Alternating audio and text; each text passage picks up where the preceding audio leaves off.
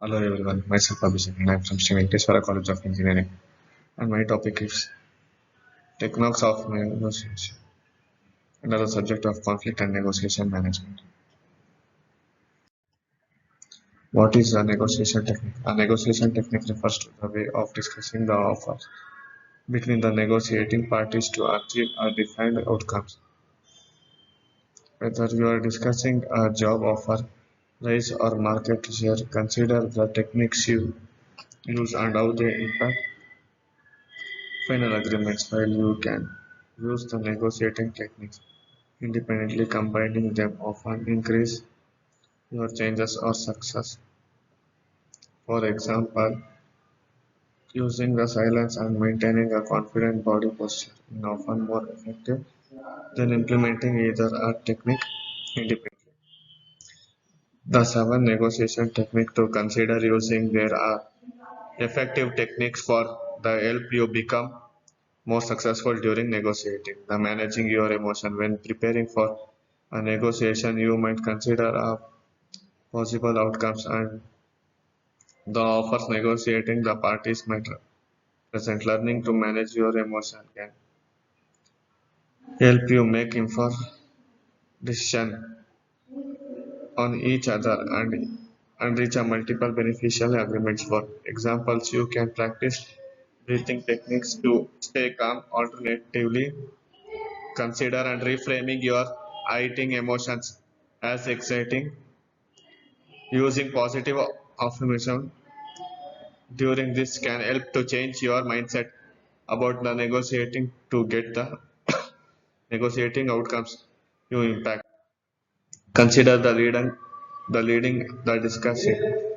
Leading a negotiating generally involve presenting the first offers. Doing this can help direct the discussion to your expected results. For example, suppose you are negotiating the supply agreements with a client. You can lead to the discussion by presenting a purchase order containing the product price and service charged this way. The client may focus on your first offer and see it as a reference point throughout the negotiation process. Taking the first step may also involve creating a draft agreements and contract to help the direct discussion. Use silence effectively. You can expect the moments of silence during a negotiating, considering using this period to reflect on the negotiating party's offer. You can also use the silence to reduce your instinct for self-avoidance and listening more actively.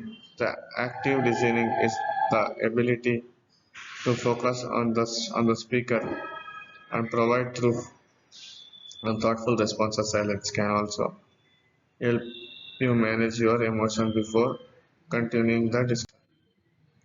Ask for advice. Asking for the advice from the another negotiating party can offer many benefits. You can use the responses to find a solution to issue and express your interest in their ideas.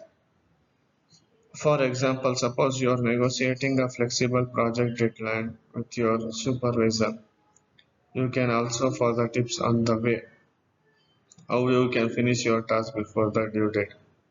If there is opinion genuinely interests you, consider the involving the arbitrators in the negotiation process in a different direction. You can consider involving an attribute. An attributor is an independent individual or company appointed to settle the dispute and handle the final offer represented in the flow.